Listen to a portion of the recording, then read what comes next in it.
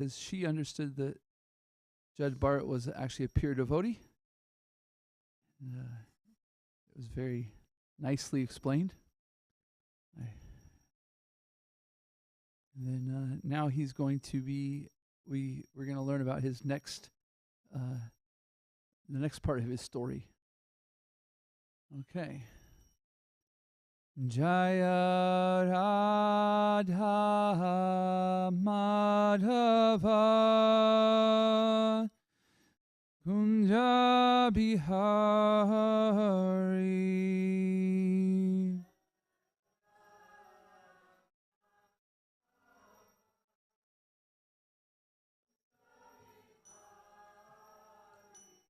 Jaya Radha Madhava Kunja Bihari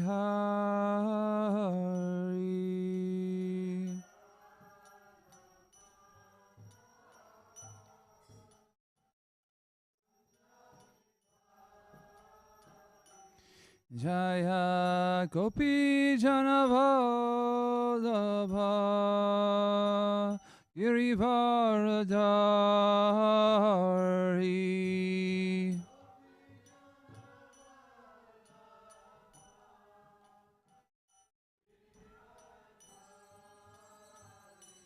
Jaya Gopi Janavallabha Girivaradari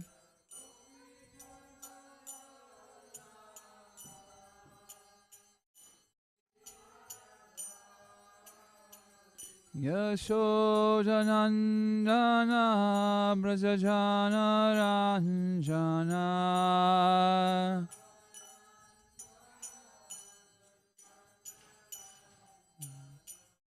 Yashodanandana Brajajana Ranjana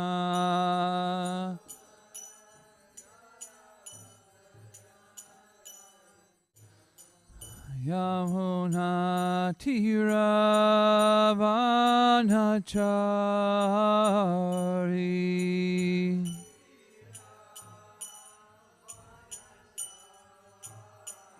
Yamuna Tira Vanachari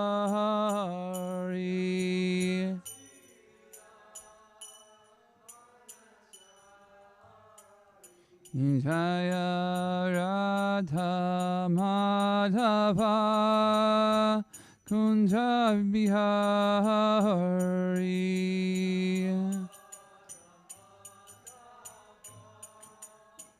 Kunja Bihari Jaya Radha Madhava Kunja Bihari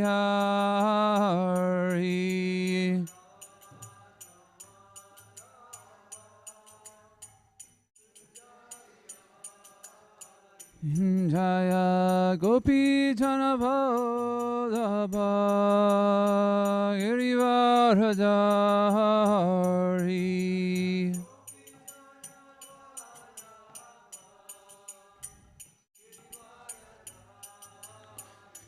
Jaya Gopi Janavallabha Girivaradari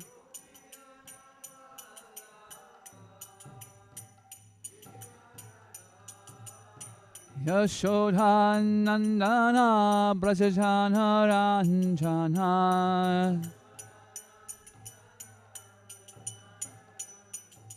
Yashodhanandana Brajajana Ranjana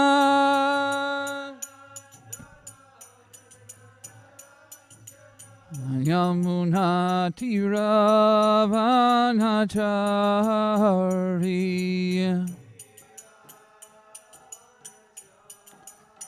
Yamuna Tira Vanachari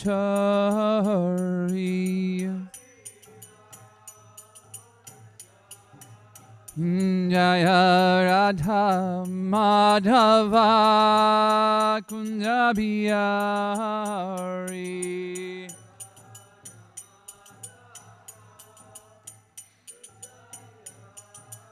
Jaya Gopi Jana Vallabha Girivaradari Girivarada Yasodhanandana Brajajana Ranjana Yamuna Tiravanachari Jaya Radha Madhava Kunja Bihari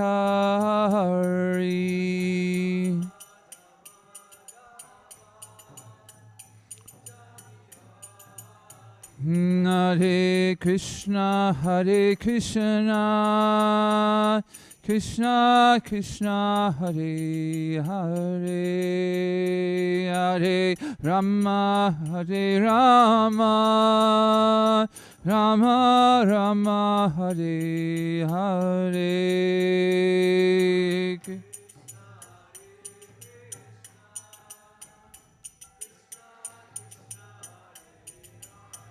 Hare Hare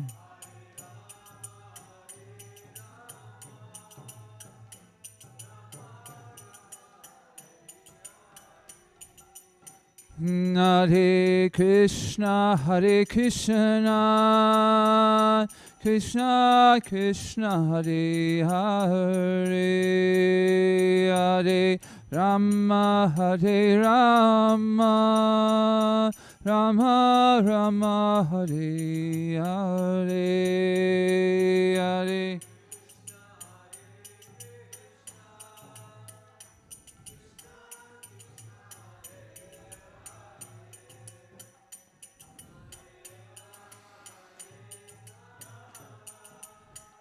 Nama Hare Krishna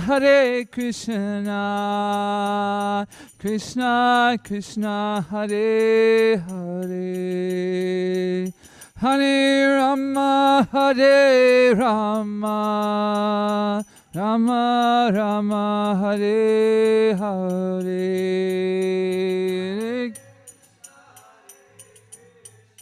Krishna Hare Hare Rama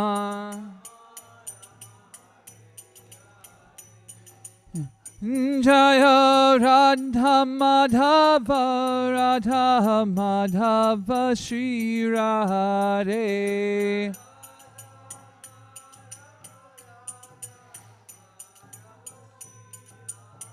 Jaya Radha Kalashanji Shri Radhe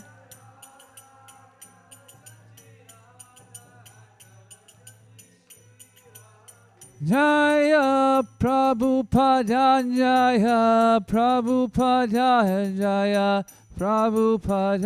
Srila Prabhupada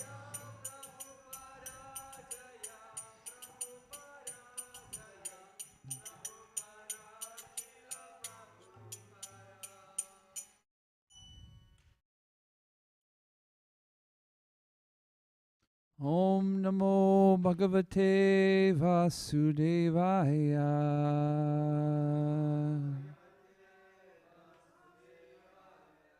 Om Namo Bhagavate Vasudevaya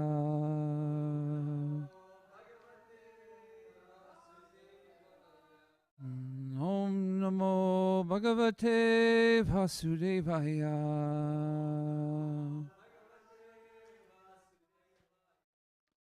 If we can sing the invocation verses together, both Sanskrit and English, please. Narayanam namaskritya naram chaiva narottamam devyam sarasvatim vyasam tato jayamudirayat. Before reciting the Srimad Bhagavatam, the very means of conquest, one should offer their respectful obeisances to the Supreme Personality of Godhead, Narayan, to Narayan Rishi, the supermost human being, unto Mother Saraswati, the goddess of learning, and to Vyasadeva, the author. Nashta prayasha breshu nityam bhagavata sevaya bhagavati uttamasloke bhaktir bhavati naishtaki. By regular attendance on classes on the Bhagavatam, and by rendering service to the pure devotee, all that is troublesome within the heart is almost completely destroyed, and loving service unto the personality of Godhead, who prays with transcendental songs, is established as an irrevocable fact. Om Gyan Temarandasya Gananjana Shalakaya Chakshuranmalitam Yena Tasmai Shri Guruve Namaha. I was born in the darkness of ignorance, and my spiritual master opened up my eyes. Through the light of knowledge, I offer my respectful obeisances unto him. Okay, let's turn to Canto 5, Chapter 10. And we'll go right to verse 1. Please. Oops.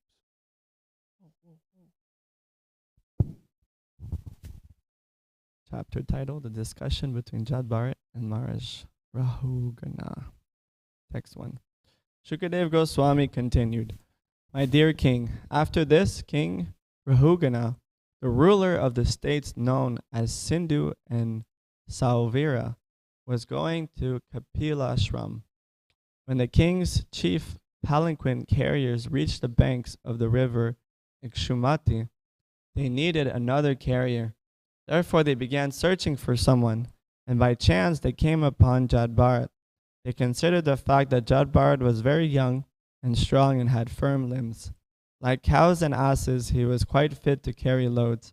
Thinking in this way, although the great soul Jad Bharat was unfit for such work, they nonetheless unhesitatingly forced him to carry the palanquin.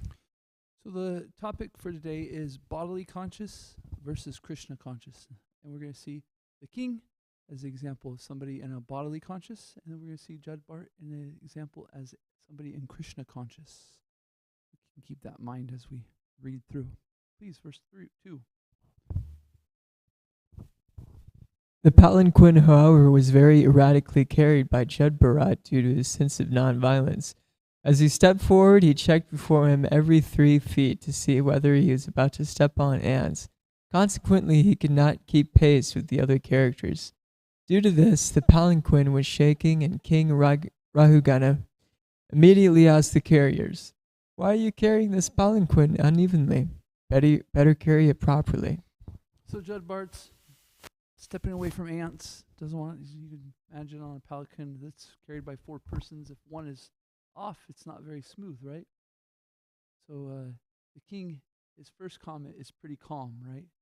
And we'll see how this progresses during the situation. When the palanquin carriers heard the threatening words of Maharaj Rahugana, they became very afraid of his punishment, and began to speak to him as follows. O Lord, please note that we are not at all negligent in discharging our duties. We have been faithfully carrying this palanquin according to your desire. But this man who has been recently engaged to work with us cannot walk very swiftly. Therefore, we are not able to carry the palanquin with him. So the other guys are like, wait a minute, we don't want to get in trouble.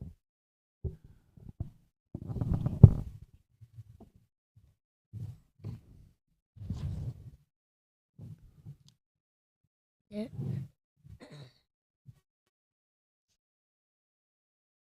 King Rahugana could understand the speeches given by the carriers, who were afraid of being punished. He could also understand that simply due to the fault of one person, the palanquin was not being carried properly. Knowing this perfectly well and hearing their appeal, he became a little angry. Although he was very advanced in political science and was very experienced, his anger arose due to his inborn nature as a king. Actually, King Rahugana's mind was covered by the mode of passion, and he therefore spoke as follows to Jad Bharat. Whose Brahman effulgence was not clear, clearly visible, being covered like fire covered by ashes. The king has risen to a little bit of anger. King Rahugana told Jad Bharat how troublesome this is, my dear brother.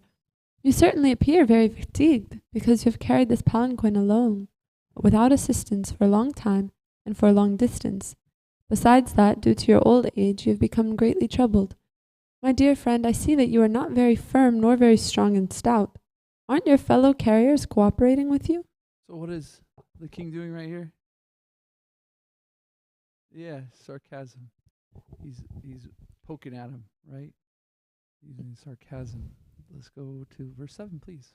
Thereafter, when the king saw that his palanquin was still being shaken by the carriers, he became very angry and said, "You rascal, what are you doing? Are you dead despite the life within your body? Do you not know that I am your master? You are disregarding me and not carrying out my order. For this disobedience I shall now punish you, just as Yamaraj, the superintendent of death, punishes sinful people. I shall give you proper treatment as that so that you will come to your senses and do the correct thing."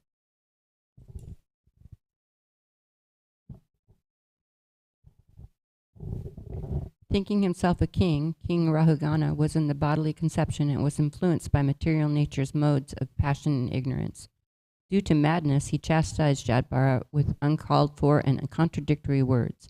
Jadbharat was a topmost devotee and the dear abode of the Supreme Personality of Godhead.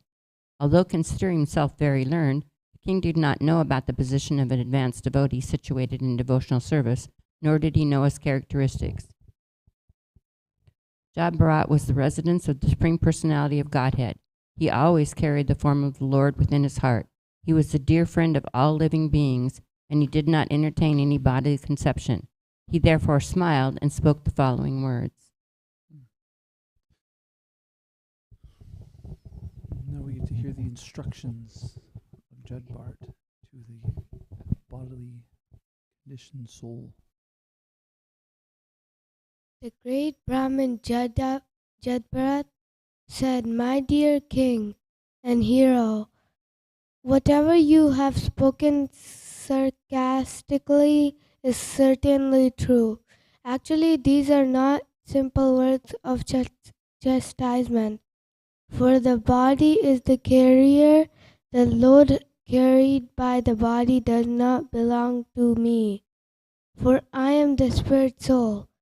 There is no contradiction in your statements because I am different from the body. I am not the carrier of the palanquin. The body is the carrier. Certainly, as you have hinted, I have not labored carrying the palanquin, for I am detached from the body. You have said that I am stout and strong, and these words are benefiting the person who does not know the distinction between the body and the soul. The body may be fat or thin, but no learned man would say such things of the spirit soul. As far as the spirit soul is concerned, I am neither fat or skinny. Therefore, you are correct when you say that I'm not very stout. Also, if the object of his journey and the path leading there were mine, there would be many troubles for me.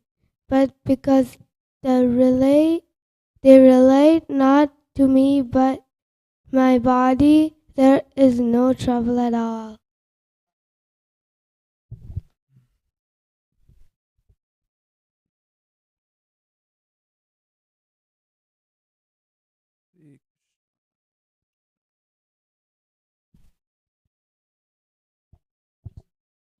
Start back over.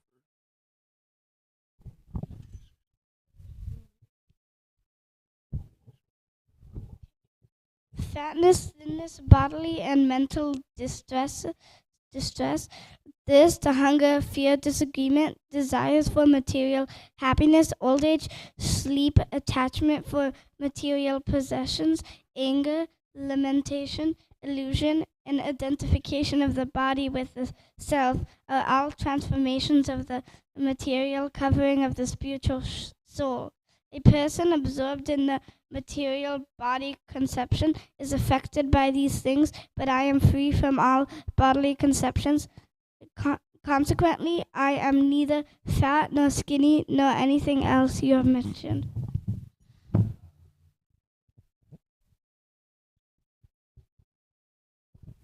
My dear king, you have unnecessarily accused me of being dead, though alive. In this regard, I can only say that this is the case everywhere, because everything material has its beginning and end. As far as your thinking that you are the king and master, and are thus trying to order me, this is also incorrect, because these positions are temporary. Today you are a king, and I am your servant, but tomorrow this position may be changed, and you may be my servant, and I your master. There are temporary circumstances. These are temporary circumstances created by providence. So Judbart has basically taken everything that the king has said to him, everything that he's used against him, and flipped it. Said, "You're right." This is actually there's a theory called the 8 Mile theory, and there's a movie where it's a movie about hip hop, and so before somebody can say anything bad for you, you say the things bad about yourself first. You say, I'm an idiot. I'm fat. I can't do this. I can't do that. So you say it yourself, and when the person goes, they can't say nothing. But Judge Bart has kind of flipped this and said, "Oh, what can you say now? Everything you've said is true. Yeah. What can I say? You're right, King." Okay, let's go to 12. Let's see what this changes. How this changes the attitude of the king. My dear king, if you still think that you are the king and that I am your servant, you should order me, and I should follow your order. I can then say that this differentiation is temporary, and it expands only from usage or convention. I do not see any other cause. In that case, who is the master and who is the servant? Everyone is being forced by the laws of material nature. Therefore, no one is master and no one is servant. Nonetheless, if you think that you are the master and that I am the servant, I shall accept this. Please order me. What can I do for you?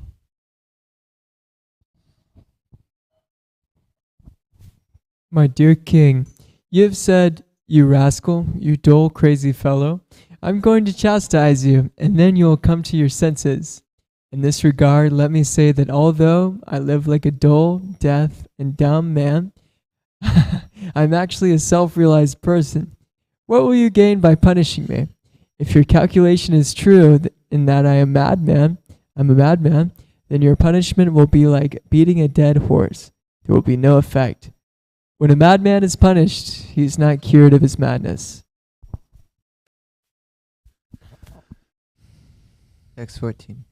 Shukadev Goswami said, O Maharaj Parikshit, when King Rahugana chastised the exalted devotee Jadbharat with harsh words, that peaceful, saintly person tolerated it all and replied properly. Nescience is due to the bodily conception, and Jadbharat was not affected by this false conception. Out of his natural humility, he never considered himself a great devotee, and he agreed to suffer the results of his past karma like an ordinary man.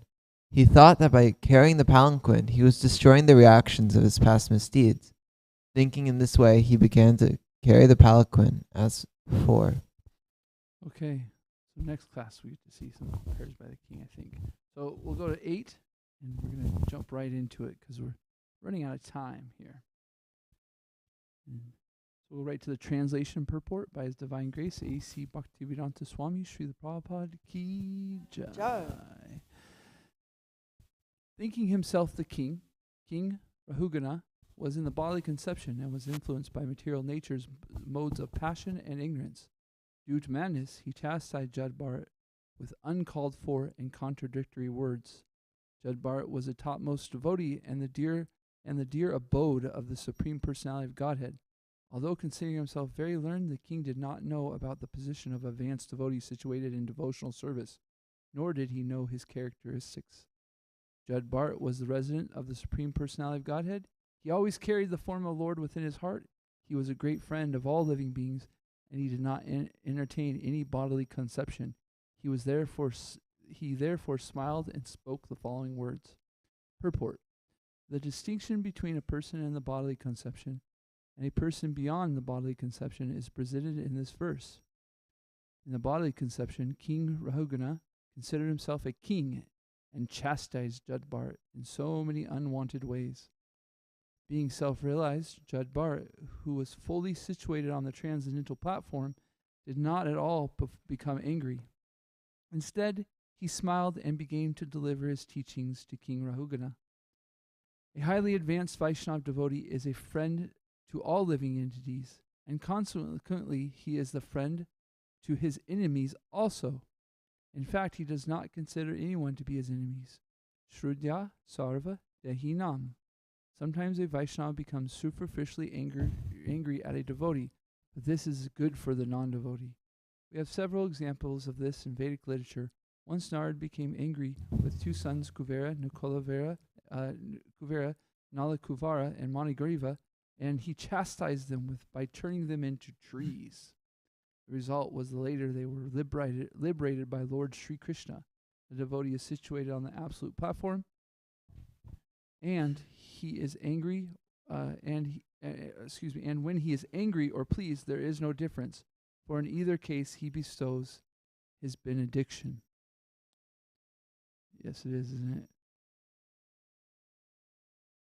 So Srila Prabhupada says in this purport, he says, a highly advanced Vaishnava devotee is a friend to all living entities, and consequently, he is a friend to his enemies also.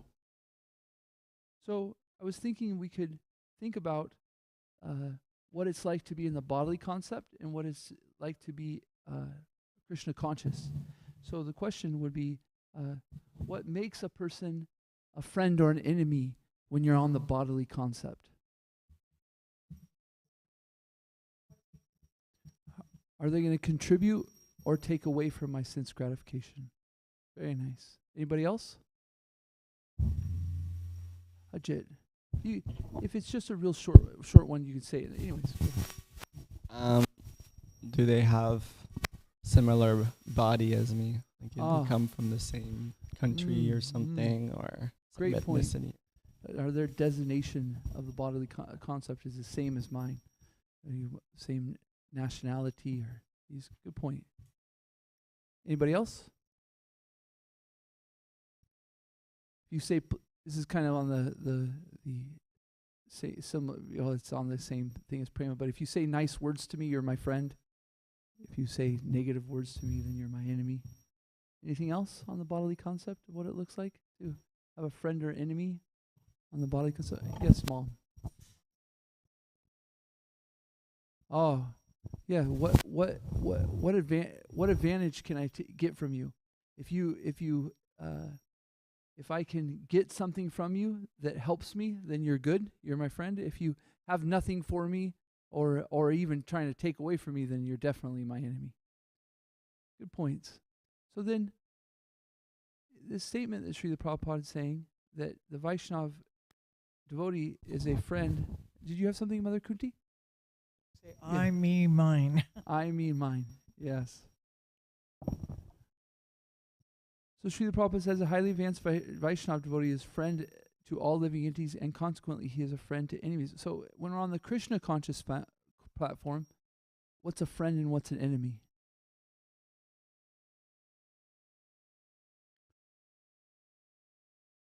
So Prema said, who helps me on my Krishna consciousness is my friend, and who takes me from my Krishna consciousness is my enemy. Good point. Yes, Dustin. Who gives me advice in a very gentle and kind way? Oh, so somebody's giving me advice in a way that can benefit me, especially in Krishna consciousness. That's a nice. They're my friend. Right. Very nice, Dustin. Anybody else? Well, we're really Krishna conscious, everyone is our friend. Mm. But sometimes we serve certain souls from a distance. Yeah. Th- These differentiations right now we're making are good in the way that we're in the middle platform or the lower platform. When we're at Uttama Adhikari, yes, right? This is where Judd Bart is. Everyone's my friend, you know? However, it's good for us in Krishna consciousness when we're at the middle platform or the beginning platform of devotional service to make distinctions between people. We might not look at it as an enemy, like, you know, in the fact that we're trying to fight against them or something. But we can, like these good points that were made, we're really looking at what's good for my Krishna consciousness and what's not good for my Krishna consciousness. And we take those things that are favorable for our Krishna consciousness and we accept them, and we disregard those things that that don't work for our Krishna consciousness. So we could almost say that it's not the person. It's actually the behaviors or the things that are going on that we would consider our enemy. This attitude is an enemy for me because it's not good for my Krishna consciousness, and therefore I want to, you know, stay away from it. Any other thoughts on the Krishna conscious level of a friend or an enemy?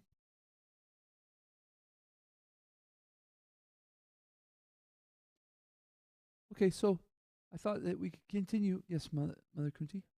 Have you ever heard of the term NIMBY? Mimby, huh? N is in Nancy, I, India, M, Mike, B, boy, Y, Yankee. NIMBY means not in my backyard. Oh.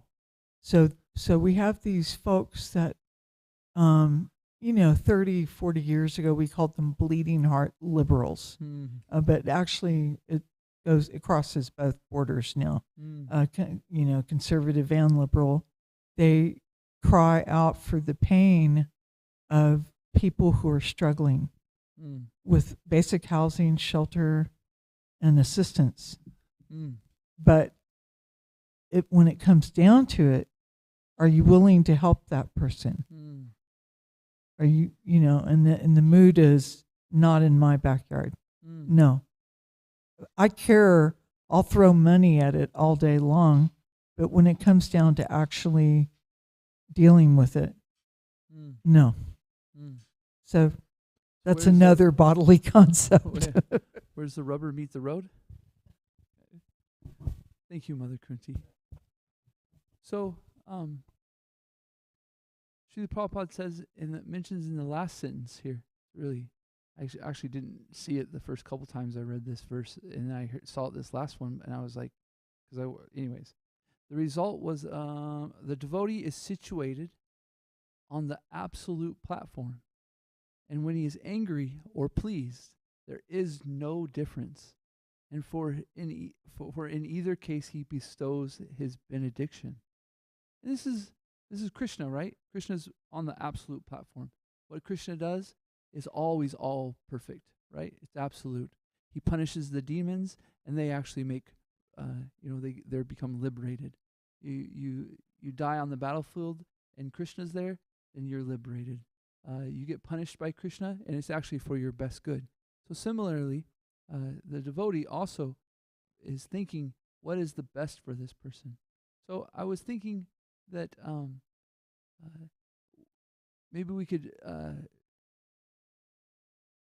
what was the word I was looking for? We can consider what it's like to be on the bodily platform for a person who's offended, and what does it look like for the person who's Krishna conscious. So when somebody who's on the bodily platform, they're offended, what do? They get angry. Okay, there you go. Like the king, he became very angry, right? What, Mom? Oh, you're going to strike. So in that anger, you might verbally or physically strike out to a person who is offender to you. What else? I know sometimes you cut them off. You just turn your back on them and completely ignore them. Yeah. I was thinking revenge. Sometimes we get somebody who offends me, I start plotting on how to revenge, get them when I'm on the bodily concept. Yes, Ajit. you go complain to somebody who will disagree with the other party and will compliment you and flatter you. So you look for teammates to gang him up. Like, yeah. He's trying to expand your kingdom. Yeah, you want to punish the person in some way, right? In a way that is very hurtful towards them. But in a Krishna conscious, if you're offended, what does it look for a Krishna conscious person who becomes offended? Yes, Trista. One level is you say, okay, this is Krishna's, this is my past sinful activities. I deserve this, and I'm not going to protest. And then even higher is they go, wow, you're such a good friend to me that you're pointing out these negative qualities, and like, thank you so much for criticizing me. Very good. Anybody else? Oh, you know how to communicate in a way that's appropriate. Like, for instance, the king right here, he isn't being a very good communicator, right? He's mad and angry, he starts striking. But if you're in Krishna conscious and somebody does something that's offensive, you can still tell them, right? We don't just have to be quiet. This is a really good point. We can communicate in a Brahminical way. Hey, when this happened, I felt like this, and in that, I'm thinking also in that way that we're actually thinking for the betterment of that person, because they could be doing that same behavior and to somebody who isn't as gentle, and it can cause them troubles. Or they could offend other devotees, and we know what, offending devotees can be very hurtful in our spiritual life. So out of our compassion, we say, hey, that doesn't really work in a community of devotees, and here's why and stuff. But wow, really good point. Sorry, I went with that. When I heard that, I was like, really liked it. Did you have anything else, Tulsi? I'm sorry, I kind of just went with it. Any other ways in Krishna consciousness we deal with offenders? We can pray for them. Ooh, wow. Forgiveness, right? We forgive very easily. I was thinking about Jesus Christ when both the forgiveness and for the prayer that Mother Conchi is saying, forgive them, and then Jesus Christ is actually praying for them, for their betterment, right? Any other thoughts? So we can really see that on the bodily conception, when we're offended, that person's thinking about how to push the person down, right? But on Krishna conscious platform, we're really trying to come to a point where we're bringing up our Krishna consciousness, or we're remaining in Krishna consciousness, and we're thinking for the betterment of the person. And that's what Srila Prabhupada's explaining, that the devotee is on the absolute platform, that they're always thinking for the betterment of the other person in their Krishna consciousness. How can I help this person? Or how is this person helping? Or how is this person, like Drista said, how is this person an agent of Krishna's mercy? It's a very good way to look at things. Jet, I felt like you were gonna. I was talking to my friend Brihat Mridanga Prabhu just the other night. He's he's brahmachari for quite some time, and everywhere he goes, he's wearing saffron, and people give him so much respect. But lately, he's been posting on social media like regularly on on Instagram and TikTok, and sometimes he just gets some like hateful comments. Like he told me the other day he got a comment. It's like, you're such a young guy. You're telling me about the highest meditation. You're such a joke, something like that. and his reaction was like, wow. He's like, thank you. I need this, like this humbling experience there. Everywhere I go, people give me so much respect. So he's like, this is good. Wow. Thought it was inspiring. My other question was going to be, or is what is a person like? What does a person who's on the bodily conception do when they're put in a bad attitude, or a bad situation, or a difficult situation, or what's their attitude versus the Krishna consciousness person? But it really, the same answers were pretty much there. if you're being offended, or if you're just, maybe we can shift it a little bit. What if you're just in a difficult situation? Like life is hard, you're things just aren't going your way. What does a person on the bodily conception do when it's not maybe necessarily people, but just things are just going difficult?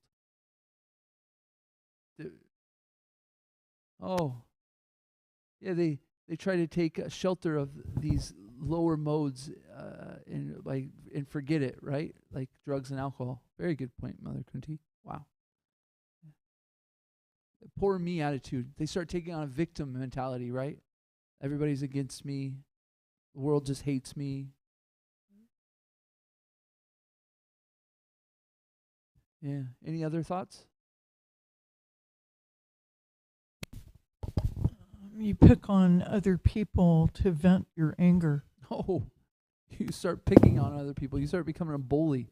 Wow, Mother Kunti, you have the best answers. Like these are really, yeah. You have to find some kind of pleasure or some kind of relief from your pain. So you want to put pain on other people. I was thinking, similar to a victim mentality, we like to blame people on the bodily concept when things are happening. They like to blame other things outside of themselves. Like it's this, that, it's always something else, But in a Krishna conscious person, how do they deal with situations? I think this is appropriate. I remember why I thought this was appropriate, because Judd Bart's put in this situation. He's being put in these situations that are tough, right? But he's showing, as a Krishna conscious person, how do we deal with not just tough people, but just tough situations? So what is his attitude, or what is a Krishna conscious person attitude when they're put into difficult situations?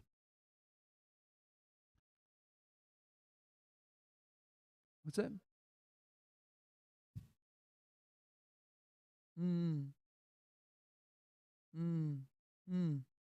He was inquiring.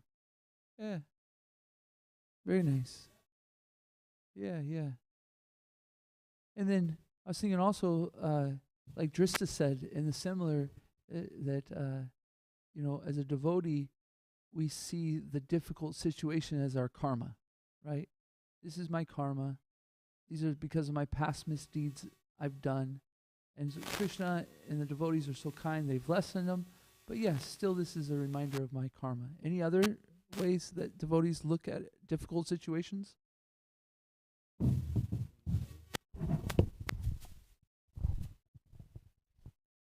I'm thinking of a verse, but I don't know the actual verse, and I feel like Trista knows. But anyways, there's a verse, I think it's in 10th canto, I think it's Lord Brahma's prayers. Yeah, he's saying that the devotee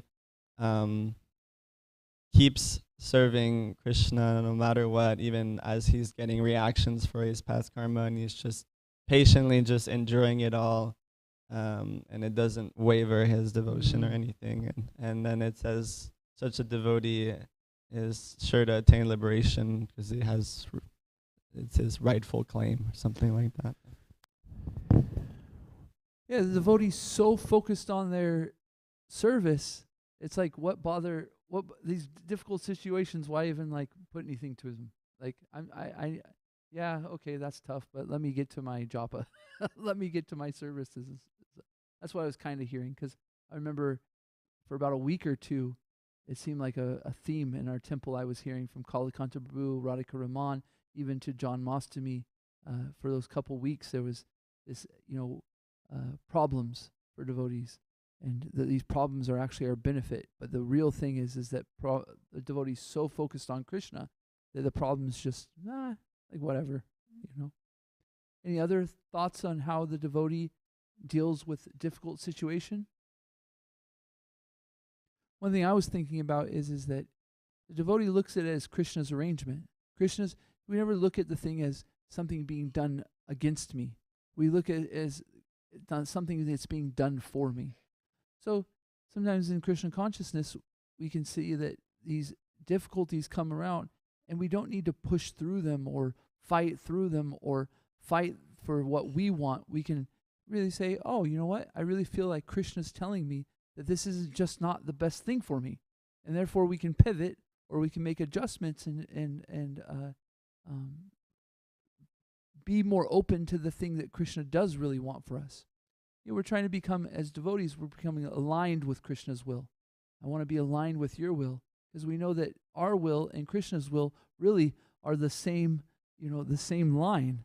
And so we really want to get on Krishna's will, so that when we see these difficulties, we can understand sometimes that, oh, maybe this just isn't Krishna's will, or what's best for me in my Krishna consciousness. And so then we can take it like that. Yes, Mom.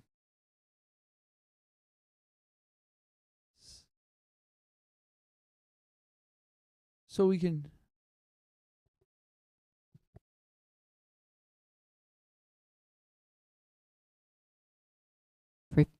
self-reflection.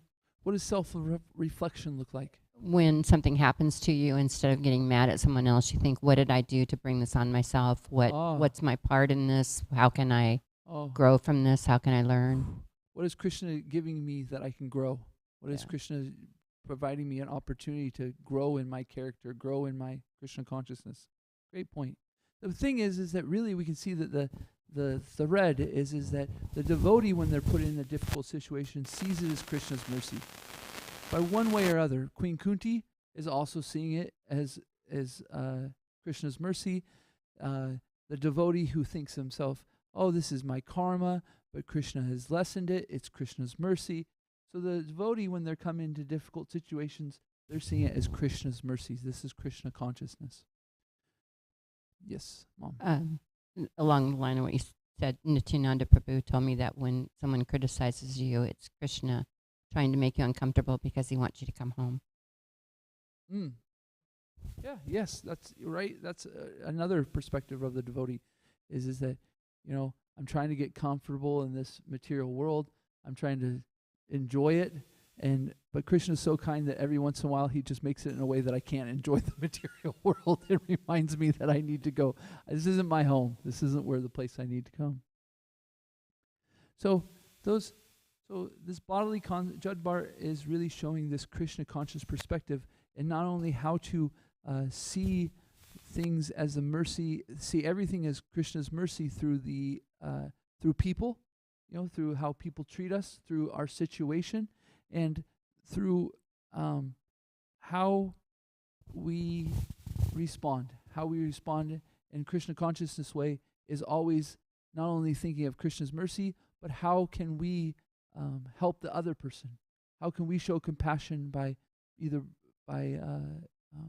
desiring the other's best benefit? And that's obviously Krishna, right? So we want to see this person grow in Krishna consciousness. So we want to see them in their relationship with Krishna. We want to find out in some way, and sometimes that's nothing we can do outward, but internally, like Mother Kunti said, we can pray.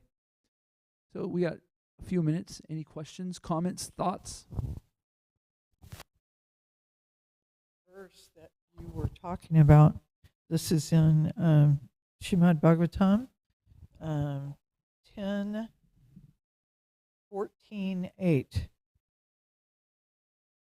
and titled the Summum Bonum. 10:14:8. Tate tate nukampam susamikshamano ujana evatma kritam vipakam pridvag vapavir viditam namaste jiveti yo mukti pade sadaya bhak. Srila Prabhupada actually quotes that verse in text 14 in this canto right here. The last verse we read, Srila Prabhupada quotes that in his purport. Very nice. My dear Lord, one who earnestly waits for you to bestow your causeless mercy upon him, all the while patiently suffering the reactions of his past misdeeds and offering you respectful obeisances with his heart, words, and body, is surely eligible for liberation, for it has become his rightful claim.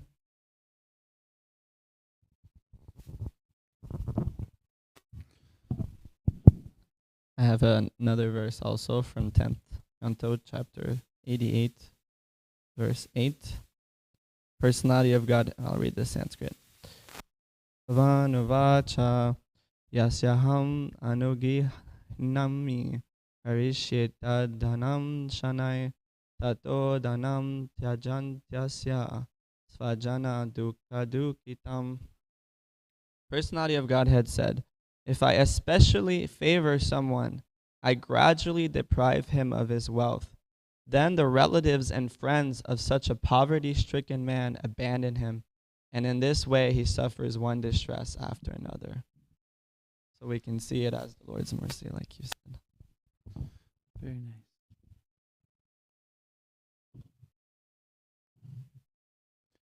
Krista. I guess I have a question. Sometimes we we try to strike at this balance between humility and practicality. That seems like a kind of a common thing. Like what is being humble, and then what is like going too far to the point where it's like disturbing you. And we don't want to be self-centered, and we don't want to bring so much attention to ourselves and, oh, like this is what I need. Just simply do your service. Like just, don't fault find others. Don't criticize others. And yeah, sometimes we can feel hurt, and we, I guess, how do we strike that balance between, is it really necessary to, talk about me again, talk about, oh, when you took that last pakora, I really felt hurt. Like, or like, when is it time to like, I guess just time to let things go and time to tolerate, time to, say, it's actually not a big deal. It's actually not all about me, and not everyone in this temple is here to serve my senses. And when is it kind of like, actually, I'm really like getting hurt, and I'm feeling that, I don't know. So maybe if you have any thoughts on that.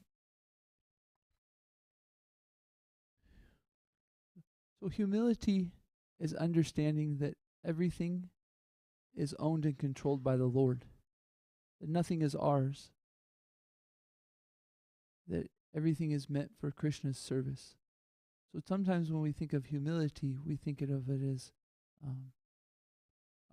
our sense of self-worth, or like, am I thinking myself less, or I'm not that important, or these things. But really, it's actually humility is understanding that everything is Krishna's, and therefore,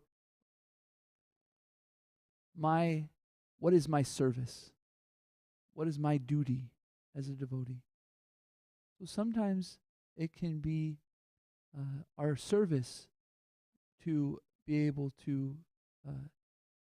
say things. So the humility there isn't that, I'm not. What does it matter about me? But my humility is, I want to help this person to understand that their behaviors are affecting other people, and so therefore we want to see, we hope for the growth in them. But also one other way,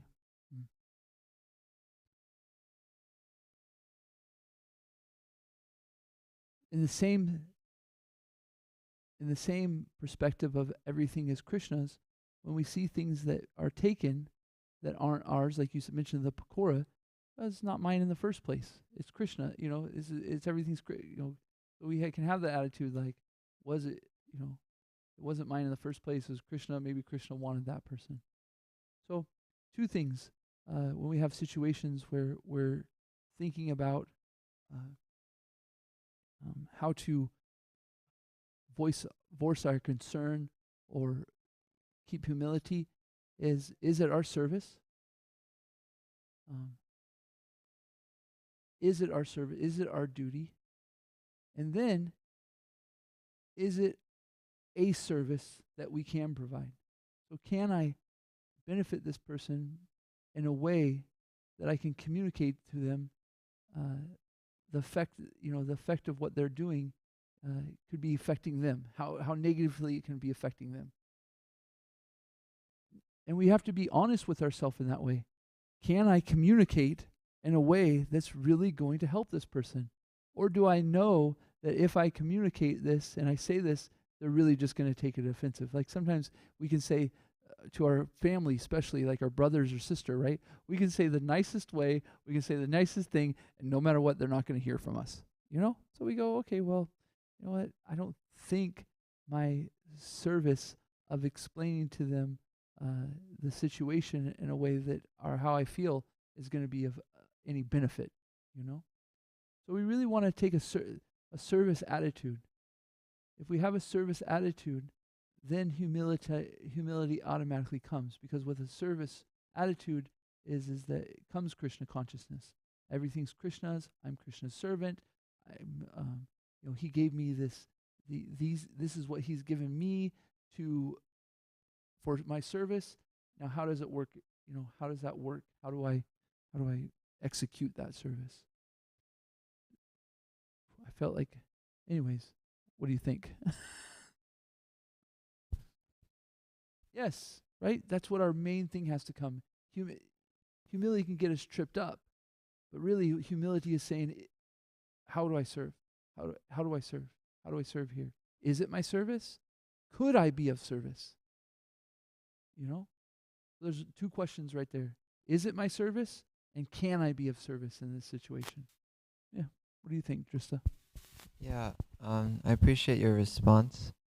Is it my service to, let this devotee know that, I don't know, they're taking all the pakoras or something like that. Yeah, when would it be our service to, make someone aware of some anartha, or make someone aware of this or that? It seems, yeah. I'll be honest with you. It's not my service in the prasadam hall to distribute prasadam, but I'll be honest with you. I've seen people take 5 pakoras, and I say, Prabhu, I said, I know we all want prasadam. Maybe I'm a little bit, anyways, you guys know me.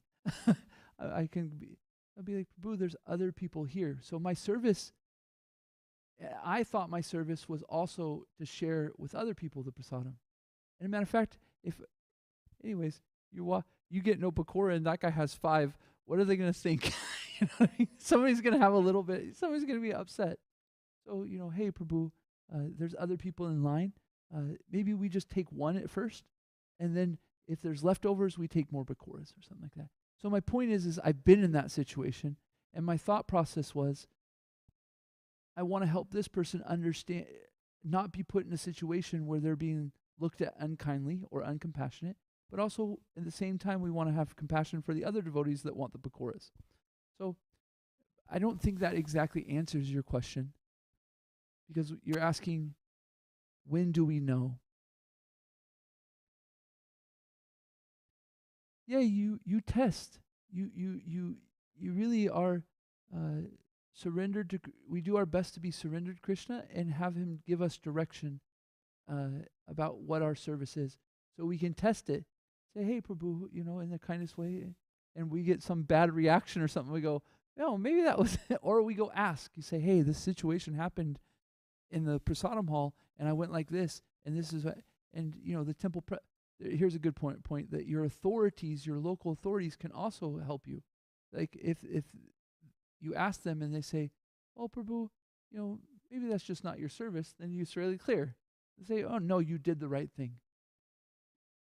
I hear that you got, maybe a little chastised for for not chastising, but for saying that. But you know what? You did the right thing there. That was the right thing to do. And I'll go talk to them or something like that. So the point being is we're trying to understand our service. And so for instance, you're working on Sankirtan at the colleges. And so you're going to try different things. And you're really dependent on your guru and Krishna to give you direction, right? Because you try something and it doesn't work. Oh, well, that's Krishna saying that this isn't the thing. But maybe I can go like this. So it's the exact same thing. Is that we're trying. We're making endeavor. We're endeavoring with confidence. We're enthusiastic. So we're enthusiastic, and we're getting feedback. We get feedback on it by in many different ways, and especially by asking our seniors, hey, I had that situation, I did like this. What do you think? They can help us understand. What do you think, Trista? But also Krishna's communicating with us too. That's one thing as devotees. I'm not saying we, sometimes we hear that and we get a little scared, right? Oh well, if you depend completely on Krishna talking to you, you might misinterpret. Yes, that's why we go to our seniors and our mentors and our gurus, and check. But also, we should have came already with kind of some understanding. But Krishna's Kalashanji's helping us, He'll give us the intelligence. He'll make situations where we start to see, okay, I can see the pattern. I can see it. I get it. What do you think? Is it okay? Anybody else want to answer that? Oh, we're 8 minutes over. Anybody? You know what? Let's end right there. We're 8 minutes over. I'm sorry if anybody else had any questions. Or we have prasadam. We can talk as long as we want about Srimad Bhagavatam. Unless you have service, then you got to go to service. Anyways, Srimad Bhagavatam ki jai. Srila Prabhupada ki jai. Vanchakalpatarubhyascha kripa sindhubhyevacha patitanam pavanebhyo vaishnavebhyo namo namaha. Antikoti Vaishnava.